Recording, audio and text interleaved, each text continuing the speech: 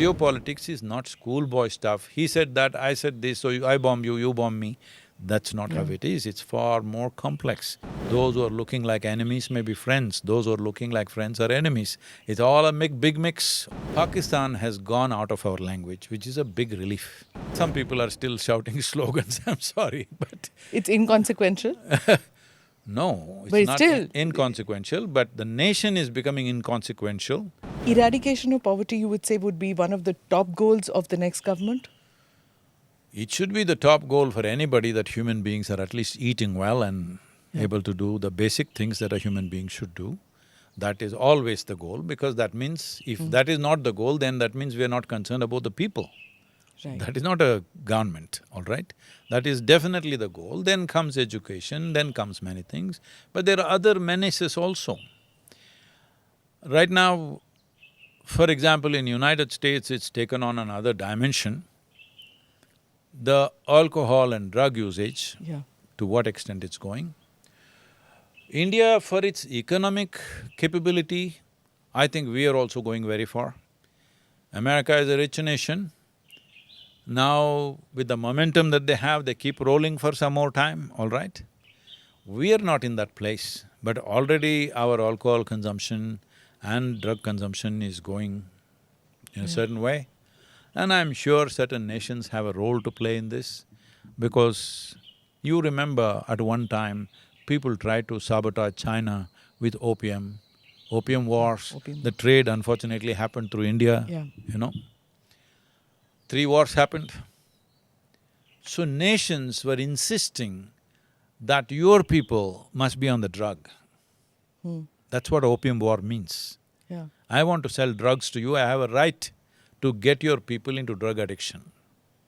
Today, such a war would be… open statement would be unacceptable in today's world, but there are many nations are doing it to other nations. So there's a covert war on… There is. There is. There always is. See, we must understand, this is… geopolitics is not a schoolboy thing. Correct.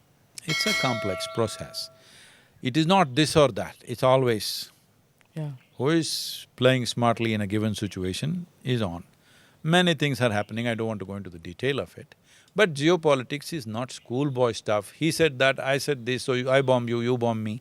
That's not how it is, it's far more complex. Those who are looking like enemies may be friends, those who are looking like friends are enemies. It's all a big mix, all right? At least I'm glad in our geopolitic language, Pakistan has gone out of our language, which is a big relief. You think that? It's a big relief. Otherwise, for everything we were thinking Pakistan, but some people are still shouting slogans, I'm sorry, but… It's inconsequential? No, But it's not still… inconsequential, but the nation is becoming inconsequential. But it still is, as you said, somebody's… Yes. Said a Pakistan slogan recently. As I said earlier, a tiny little nation or a powerless nation will become powerful because there is a certain empowerment which we call as nuclear weaponry. So with that, even a broke-down country is dangerous. You can't take it for granted, all right? You cannot take it for granted. But at least from our language, it's fallen off. For everything we were saying Pakistan hand. Now, unfortunately, that's gone out of most of the language in the government and in the MEA, and in the people's minds also, largely it's going out, which is a good thing. Because some other nation should not rule the consciousness of this nation. This nation should see what is best for this country.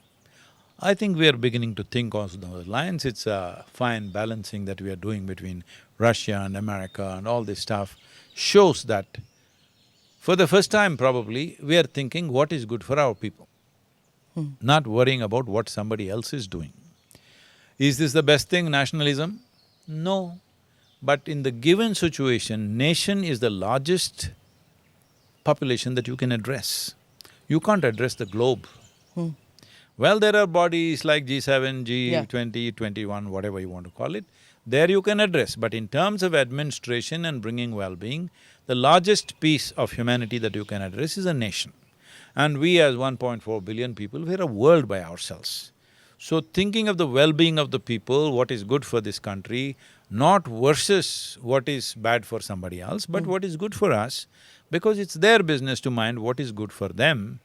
So in that sense, I think we are on the right trajectory. We are thinking what is good for this country, rather than giving a moral commentary on everybody in the world.